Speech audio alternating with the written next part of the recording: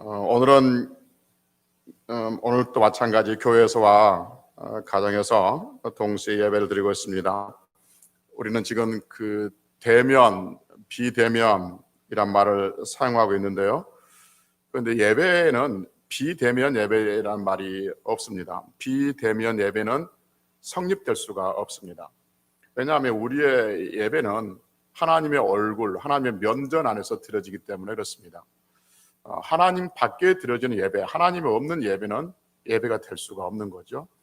그래서 비대면 예배란 말은 말 자체가 성립이 안 되는 겁니다.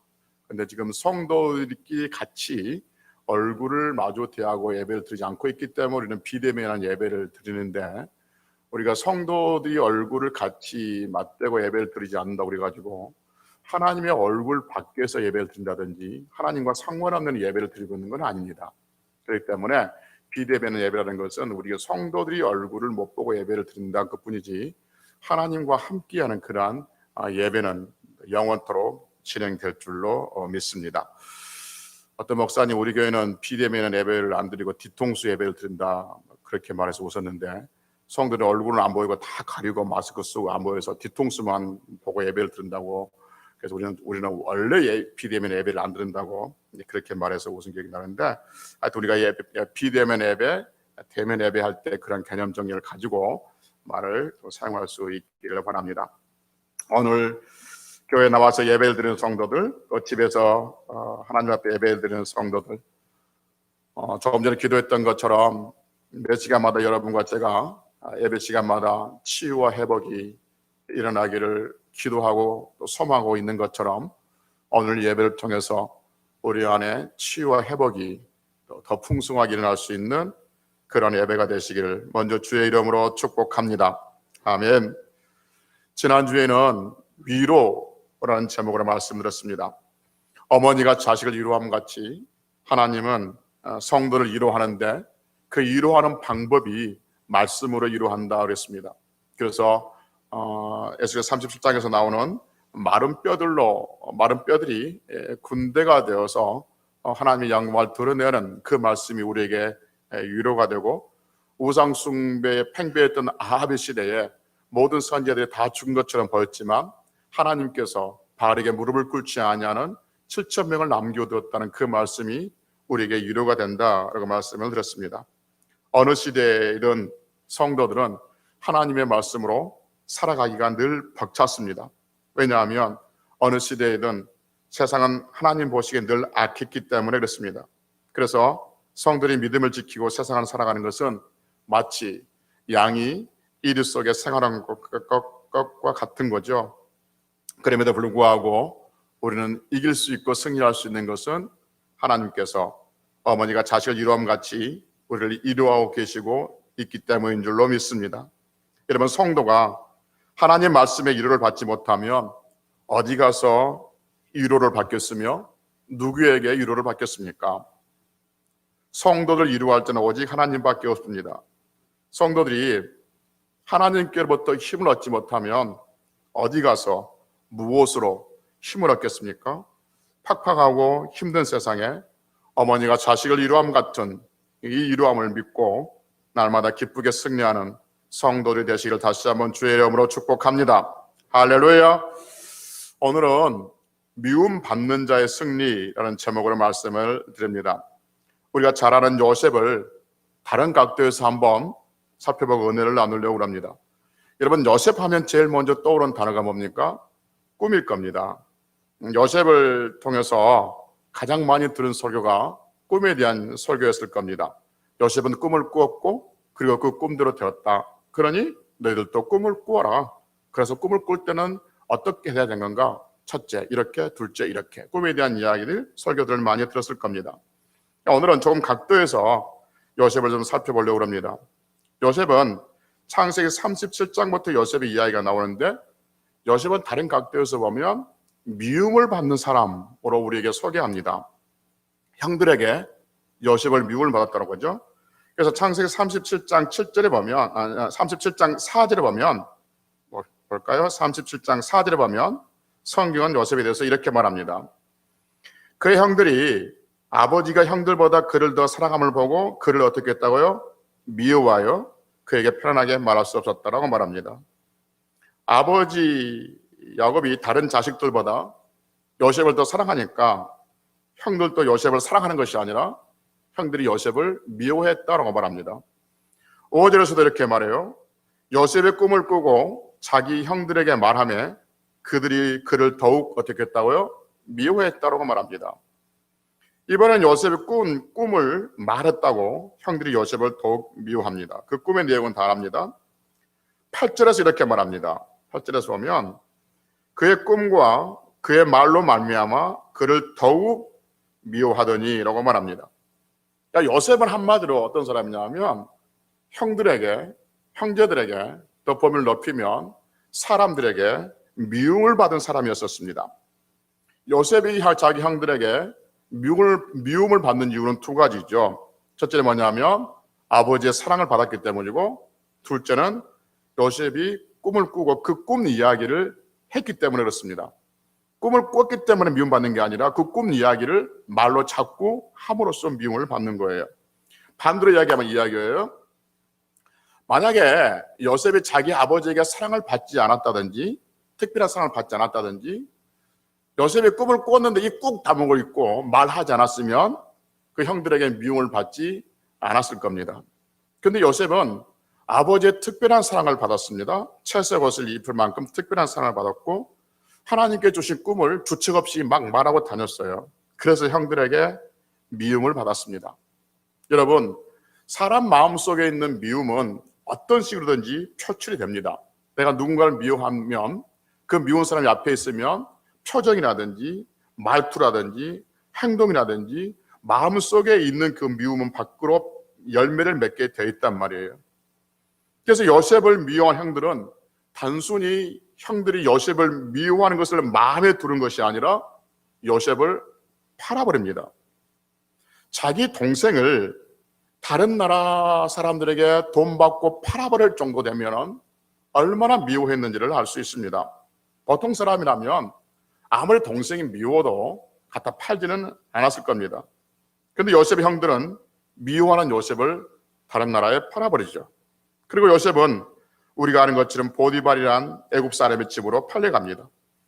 놀라운 것은 창세기 39장에 정말 중요한 이야기를 우리에게 들려주고 있는데, 창세기 39장은 요셉이 보디발의 집에, 애굽의 보디발의 집에 팔려가서 거기서 가정총무로 일하다가 성추행범으로 모함을 당해서 감옥까지 내려간 이야기를 39장에서 들려주고 있습니다. 그런데 39장에서 우리에게서 계속해서 반복해서 들려준 이야기가 뭐냐 하면 39장 2절에 보면 이렇게 말합니다. 여호와께서 요셉과 함께 하심으로 그가 형통한 자가 되어라고 말합니다. 또 39장 3절에서는 그의 주인이 여호와께서 그와 함께 하심을 보며 라고 말합니다. 21절에서도 여호와께서 요셉과 함께 하시고 라고 말합니다. 똑같은 창세기 39장 23절에서도 여호와께서 요셉과 함께 하심이라 라고 말씀하고 있습니다. 그러니까 여러분 무슨 말이냐면 요셉은 30장에서 사람들에게는 계속해서 미움을 받았다는 이야기를 하고 있지만 39장에서는 미움받은 그 사람 요셉이 하나님과 함께 했다라고 말씀하고 있습니다. 사람들에게는 계속 결론적으로 사람들에게 미움을 받았지만 하나님께서 함께 하심으로 말미암아서 요셉은 형통한 사람이 되었고 요셉이 있는 곳에 하나님의 복이 임했다라고 성경은 우리에게 들려주고 있는 거죠. 오늘 설교 말씀을 준비한 계기가 바로 이겁니다. 지금의 성도들, 지금의 교회는 마치 요셉과 같다는 생각이 들었습니다. 요셉이 형제들에게 미움을 받는 것처럼 지금 교회는, 성도는 세상으로부터 미움을 받고 있습니다. 미움도 지독한 미움입니다. 다른 나라 사람에게 동생을 팔아버릴 정도의 그 지독한 미움입니다. 지금 세상은 교회를 지독히 미워합니다. 기독교라고 부르고 교회가 무슨 일이 있으면 벌떼처럼 달려들어서 손가락질하고 욕을 해야 됩니다. 여러분, 요셉이 자기 형들에게 미움을 받는 이유가 크게 몇 가지라고 했어요? 두 가지라고 했습니다. 아버지의 특별한 사랑을 받았고 하나님께 주신 그 꿈 이야기를 했기 때문이다 말씀드렸습니다. 지금 세상의 교회를 미워하고 싫어한 이유가 똑같습니다. 두 가지입니다. 요셉이 아버지 야곱의 사랑을 받았듯이 성도가 지금 하나님 아버지, 여호와 하나님의 아버지의 사랑을 받고 있기 때문입니다. 아버지 하나님의 사랑이 그냥 평범한 사랑이 아닙니다. 햇볕을 주시고 비를 주시고 먹을 것을 주신 그저 그런 사랑이 아니라 독생자 예수 그리스도를 십자가에 죽게 하셨고 그리고 그 사랑으로 말미암아 우리를 구원하신 특별한 사랑으로 우리를 하나님께서 사랑하십니다. 기도하면 무엇이 있는지 들어주시는 사랑이며 어머니가 자식을 이루함같이 이루해 주시는 그 사랑입니다. 성도들의 피난처가 되시는 사랑이며 성도들의 힘이 되신 사랑이며 성도들을 예수 그리스도의 보혈로 지켜주시는 그 사랑이며 부활의 생명을 주셔서 천국으로 인도하시는 그 특별한 사랑으로 우리를 사랑하십니다. 아버지 야곱이 요셉에게 채색 옷을 입혀주는 그런 사랑을 했듯이 하나님 아버지는 우리에게 예수 그리스도의 옷을 입혀주시는 특별한 사랑을 베푸셨습니다. 그래서 로마서 13장 14절에 보면 오직 주 예수 그리스도로 옷 입고 정령을 위하여 육신의 일을 도모하지 말라 하십니다. 갈라디아서 3장 27절에 보면 누구든지 그리스도 합하기 위해 세례를 받은 자는 그리스도로 옷 입었느니라 라고 말씀하고 있습니다. 야곱이 아버지가 요셉에게 아들에게 채색 옷을 입혀주셨듯이 하나님 아버지는 우리에게 그리스도의 옷을 입혀주셨습니다. 그럼 여러분, 요셉이 자기 아버지에게 아버지 나 채색 옷 입혀주세요 라고 때를 썼습니까? 아니면 아버지가 사랑해서 요셉에게 채색 옷을 입혀주었습니까? 사랑해서 입혀주었습니다. 그렇다면 여러분, 우리가 언제 하나님에게 하나님 우리 그리스도로 옷 입혀주세요 라고 여러분들 기도했습니까? 라고 여러분들 때를 썼습니까? 아닙니다. 여러분, 우리는 그리스도의 옷이라는 것이 있는지도 몰랐습니다. 있는지도 몰랐는데 하나님께서 우리를 사랑하셔서 그리스도의 옷을 입혀주셨습니다. 그것 때문에 요셉이 아버지의 사랑 때문에 미움을 받았듯이 성도는, 교회는 하나님의 사랑 때문에 지금 세상의 미움을 받고 있습니다. 그래서 요한복음 15장 19절에 보면 세상이 우리를 미워한다고 말씀하고 있는 것이죠. 여러분, 또 요셉이 미움을 받은 이유가 뭐냐면 하나님께 주신 꿈 이야기를 했기 때문에 그렇습니다. 그 꿈은 뭐예요? 형들이 말했던 것처럼 네가 그러면 세상의 왕이 되겠느냐는 것이죠. 네가 세상을 다스리겠느냐. 그 꿈도 마찬가지입니다. 요셉이 언제 하나님 앞에 하나님 나 세상을 다스릴 수 있는 그런 왕이 될 수 있는 그런 비전을 주세요. 그런 꿈을 주세요. 라고 요셉이 말했나요? 그렇지 않았습니다. 그럼에도 불구하고 하나님께서 요셉에게 세상을 다스릴 수 있는 그런 꿈을 주셨습니다. 여러분, 우리에게도 하나님께 주신 꿈이 있습니다. 그것은 그리스도와 함께 영원토록 세상의 왕 노릇하겠다는 꿈입니다. 성경에 보면 여러 곳에서 성도는 그리스도와 함께 왕 노릇할 것이라고 말씀하고 있습니다. 디모데후서 2장 11절 12절에 보면 우리가 주와 함께 죽었으면 또 함께 살 것이요 참으면 또 함께 왕 노릇할 것이요 라고 말씀하고 있습니다. 계시록 5장 10절에 보면 그들로 우리 하나님 앞에서 나라와 제사장들을 삼으셨으니 그들이 땅에서 왕 노릇하리로다 라고 말씀하고 있습니다. 계시록 20장 4절에 보면 그들의 이마와 손에 그의 표를 받지 아니한 자들이 살아서 그리스도와 더불어 1000년 동안 왕 노릇하리라 라고 말씀하고 있습니다. 계시록 22장 5절에 보면 그들이 세세토록 왕 노릇하리라 라고 우리에게 말씀하고 있습니다. 그러니까 성경은 성도들이 왕이 될 것이다 라는 말씀을 계속해서 반복해 하고 있습니다. 근데 이번 여기서도 봅시다. 요셉이 하나님, 내가 세상을 다스릴 수 있는 왕이 되게 해주세요 라고 기도해서 애굽 사람을 세상을 다스리겠습니까? 아닙니다. 하나님의 일방적인 주권에 의해서 그렇습니다. 그렇다면 여러분, 언제 우리가 하나님 앞에, 하나님, 우리가 예수님과 함께 이 세상을 다스릴 수 있는 왕이 되게 해주십시오, 우리가 예수님과 함께 천년 동안 영원토록 세세토록 왕이 되게 해주십시오 라고 하나님 앞에 기도했습니까? 그렇지 않습니다. 우리가 태어나기도 전에, 우리가 어머니 뱃속에 잉태하기도 전에 하나님께서 말씀하시기를 예수님과 함께 우리를 영원토록 왕 노릇하게 하시겠다라고 말씀하고 있습니다.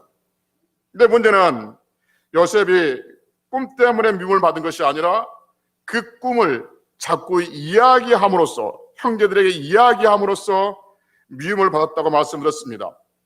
성도들이 세상에 미움을 받는 것은 하나님 말씀을 믿고 있기 때문에 그렇지 않습니다. 예수님을 믿으면 영원토록 왕노릇 한다는 그 말씀을 믿고 있기 때문에 그렇지 않습니다. 예수를 믿는 자는 영생이 있다는 그 말씀을 믿고 있기 때문이 아니라 예수를 믿지 않으면 죽이고 믿으면 천국 간다는 그 말씀을 믿고 있기 때문에 그런 것이 아니라 그 말을 자꾸 밖으로 내뱉는다, 그 말인 거죠. 하나님께서 우리가 주신 말씀을 듣고 꾹 담고 그렇게 살아가는 것이 아니라 그 말씀을 믿고 있는, 받고 있는 우리들이 자꾸 그 말을 하는 거예요. 안 믿으면 지옥 간다라고 말하는 거예요. 믿으면 천국 간다라고 말하는 거예요. 하나님 우리 아버지다 자꾸 말하는 거예요. 영원토록은 천국에서 부활해서 산다, 세세토록 왕노릇한다 라는 그런 말을 자꾸 사람들에게 알림으로써 사람들은 우리를 미워하고 있는 것이죠. 그러나 여러분, 형제들이 요셉을 미워했지만 하나님은 요셉과 함께 하셨습니다. 요셉이 보디발의 집으로 너희로 팔려갔든지 성추행범으로 몰려서 모함에 몰려서 감옥으로 내려갔든지 그가 어디로 갔든지 하나님이 함께 하셨습니다. 그리고 하나님께서는 요셉을 승리케 하셨습니다.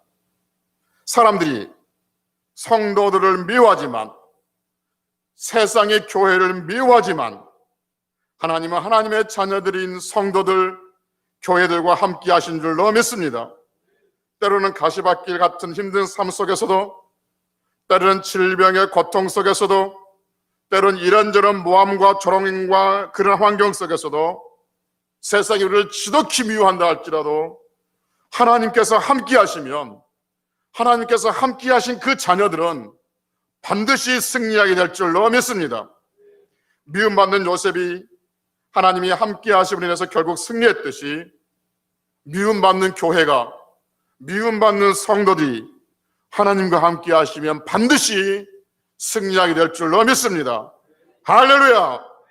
그러니 미움받는 요셉이 어디서든지 하나님을 의식하며 하나님 앞에 죄를 짓지 않으려고 했던 것처럼 성도들이 어디서든지 하나님을 의식하며 하나님께 죄를 짓지 아니하려고 거룩으로 나아가려고 하는 그 힘씀이 우리에게 있어야 될 줄로 믿습니다.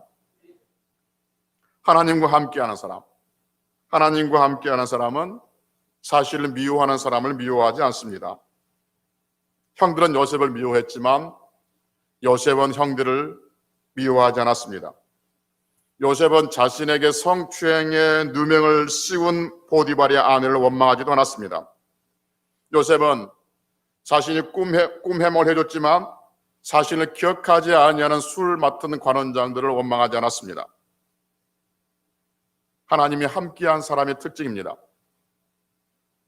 성도는 세상이 성도를 미워해도, 교회를 미워해도 교회는, 성도는 세상을 미워하지 않습니다. 성도는 세상이 조롱을 하고 억지소를 해도 세상을 원망하지 않습니다. 왜냐하면 성도의 인생은, 교회의 존립은 세상에 달려있는 것이 아니라 하나님과 함께 하심에 달려있는 것을 믿기 때문인 줄로 믿습니다. 그러니 세상의 교회를 미워하면 미워할수록 하나님께서 함께 하심을 믿고 교회는 세상을 더 기도해야 되고 하나님을 더 앙망해야 될 줄로 믿습니다. 여러분, 요셉이 감옥에 갔을 때 요셉과 술 맡던 관원장의 관계를 아시죠? 요셉이 술 맡던 관원장의 꿈 해석을 해주면서 복직되면 나를 기억해달라고 합니다. 자신이 지금 억울한 누명을 쓰고 감옥에 들어왔으니 당신이 복직이 되어지면 그 권세로 자신을 이 감옥에서 건져달라고 합니다. 그런데 술 맡던 관원장은 요셉의 말대로 꿈 해석대로 복직이 되었지만 요셉을 기억하지 못하고 잊었더라라고 창세기 40장 23절에서 말씀하고 있습니다. 여러분, 술 맡은 관원장은 요셉을 잊었지만 우리 하나님은 요셉을 잊지 않고 기억하고 계신 줄로 믿습니다. 그리고 그 감옥에서 건져내 주신 것은 술 맡은 관원장의 세상의 권세가 아니라 하나님의 능력과 권능인 줄로 믿습니다. 세상은 성도들 미워하고 성도들이 했던 그 착한 일들, 세상을 위해서 많이 베풀었던 것들, 그것들을 다 기억하지 못하고 잊어버리고 우리 하나님의 믿는 것을 조롱한다 할지라도 우리 하나님은 교회를 사랑하고 성도들을 기억하고 계심을 믿으시고 세상에 대한 반응이 교회가 거친 반응이 아니라 긍휼로 나아갈 수 있는 그런 위대한 성도들이 되어야 될 줄로 믿습니다. 왜냐하면 교회를 존립시키고 교회를 부흥케 성도를 승리케 하시는 것은 세상부터 미움이 아니라 하나님과 함께하는 은혜인 줄로 믿기 때문에 그렇습니다. 결론을 말씀드립니다. 여러분, 형제들로부터 미움을 받았지만 하나님이 함께하면 어떤 승리가 있을까요? 첫 번째는 요셉이 있는 곳에 하나님의 복이 임했습니다. 창세기 39장 5절에 보면 하나님께서 요셉을 위하여 그 애굽 사람 보디발의 집에 복을 내리셨다라고 말씀하고 있습니다. 여러분, 중요합니다. 사람들에게 미움을 받아도 하나님과 함께하는 그 사람, 사람에게는 사람들에게 미움을 받고 시기를 받고 조롱을 받는다 할지라도 하나님께서 함께하는 그 사람이 있다면 그 사람은 주변 사람들에게 복의 통로가 될 줄로 믿습니다. 세상이 교회를, 성도를 미워해도 하나님께서 교회와 함께 하시고 성도와 함께 하시면 하나님께서 우리 교회 주변에 그리고 여러분들의 가정에, 우리의 가정에 복을 허락해 주실 줄로 믿습니다.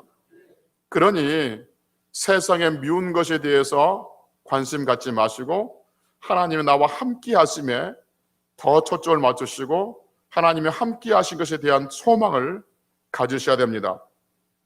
두 번째요, 하나님께서 요셉을 통해서 애굽을 살리신 것을 봅니다. 여러분, 요셉은 사람들에게 미움을 받고 시기를 당하고 모함을 받고 기억되지 않는 사람이었잖아요. 그러나 사람들에게 미움을 받아도 하나님께서 함께 하시니까 그 미움받는 사람을 통해서 애굽이 살아나는 것을 우리는 성경을 통해서 배웠습니다. 교회가, 성도가 비록 세상으로부터 미움을 받고 조롱을 받고 손가락질하고 있지만 하나님께서 함께 하시면 이 땅의 교회 그리고 우리 성도들 인해서 이 대한민국, 이 민족을 살리실 줄로 믿습니다. 이 대한민국을 살리실 것은 여론이 아니에요. 사람들의 소리가 아니라 하나님의 은혜와 주권인 줄로 믿습니다. 그래서 세상의 교회에 대해서 미워하고 이런저런 모습을 드러낸다 할지라도 지독한 미움의 표출을 해낸다 할지라도 여러분과 저는 그래도 이 민족을, 조국 대한민국을 살릴 수 있는 것은 나이며 하나님의 자녀이며 이 땅의 신실한 교회들, 바알에게 무릎을 꿇지 아니하는 7,000명을 남겨둔 그 교회들이 이 민족을 살릴 것을 믿으며 하나님을 더욱 앙망하는 성들이 되어야 될 줄로 믿습니다. 사랑하는 성도 여러분, 그러니 세상이 우리를 무엇이라 한다 할지라도 또는 사람들이 우리들에게 무엇이라 한다 할지라도 그 미움의 대상들에게 우리의 마음을 뺏기지 마시고 하나님이 우리와 함께 하심에 감사하며, 하나님이 우리와 함께 하시면 모든 미워하는 것들부터 뛰어넘을 수 있는 그 은혜가 임할 것을 믿으며, 그리고 그 미워하는 모든 존재들을 우리를 통해서 살려낼 것을 믿으며, 적어도 내가 하나님의 자녀라는 것을, 적어도 내가 하나님이 나의 아버지라는 것을 믿으며 그렇게 승리하고 힘없고 한 주간 감사하며 살아갈 수 있는 성도들이 되시기를 주의 이름으로 축복합니다. 아멘.